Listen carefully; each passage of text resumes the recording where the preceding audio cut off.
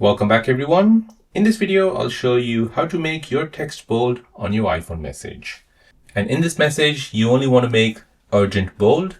Then let me show you how to do this. So to do this, go ahead and long press on urgent or double tap on urgent. Then tap on the A symbol here. And now go ahead and tap on the bold symbol.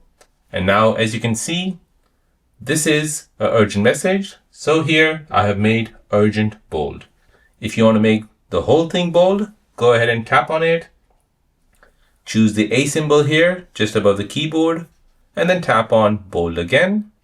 And this will make everything bold.